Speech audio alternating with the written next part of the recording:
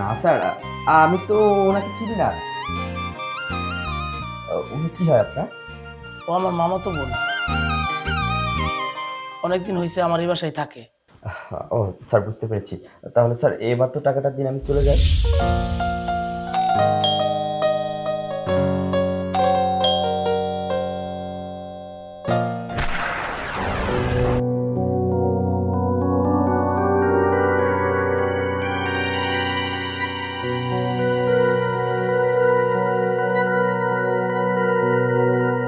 তুমি? তুমি?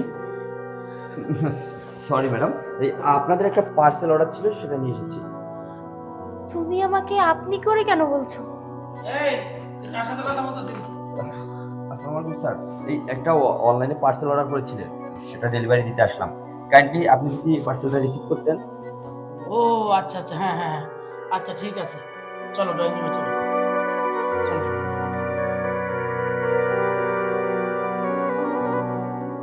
স্যার, পার্সেলটা একটু খুলে দেখে নিলে আমি চলে যেতাম। আরে বসেন না, সাথে আপনার জন্য পানি আনতে গেছে। এই যে পানি এসে গেছে। ধন্যবাদ।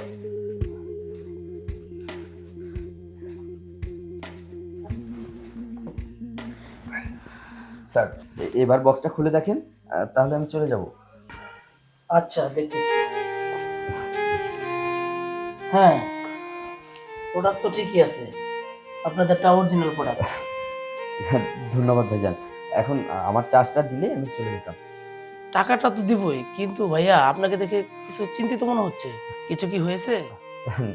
না না স্যার, চিন্তিত না আসলে। যাই হোক, আপনি চার্জটা দিন না, আমি আমি চলে যাব। ভাই, আপনি কি ওকে চিনেন? এভাবে দেখছেন যে? না স্যার, আমি তো ওনাকে চিনি না। উনি কি হয় আপনার? ও আমার মামাতো বোন। অনেকদিন হয়েছে আমার এই বাসায় থাকে। ও স্যার, বুঝতে পেরেছি। তাহলে স্যার এবার তো টাকাটা দিন, আমি চলে যাই।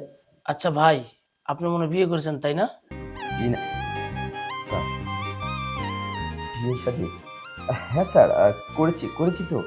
ও আচ্ছা, ভাবি মনে হয় আপনাকে খুব ভালোবাসে, আপনি মনে হয় ভাবিকে খুব ভালোবাসেন, তাই বাসায় যাওয়ার জন্য এত ছটফট করতেছেন তাই না? স্যার, হ্যাঁ স্যার, খুব ভালোবাসে। আমাকে এতটা ভালোবাসে, হয়তো বা পৃথিবীর এমন কোনো স্বামী নেই যে তার স্ত্রী তাকে এতটা ভালোবাসবে। ভালোবাসায় আমার 7 বছরের সংসারটা ভেঙে চুরে চুরমার হয়ে গেছে। জানেন কতটা ভালোবাসে আমায়?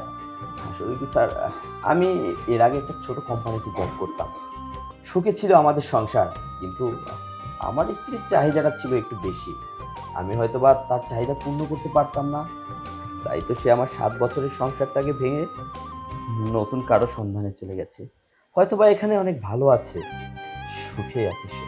ভাইয়া, আপনাকে দেখে তো খুব ভালো মনে হইতেছে, কিন্তু আপনার স্ত্রী আপনার সাথে সংসার করতে পারলো না কেন? আমার মনে হচ্ছে আপনার বউ একটা কপাল পোড়া, না হলে আপনার মতন একটা ভালো মানুষের সাথে সংসার করতে পারলো না। আমার মনে হচ্ছে আপনার বউ একটা কপাল পোড়া মেয়ে। আরে অনেক মেয়েরা তো আছে যে ভাগ্যগুণ এরকম স্বামী পায় না।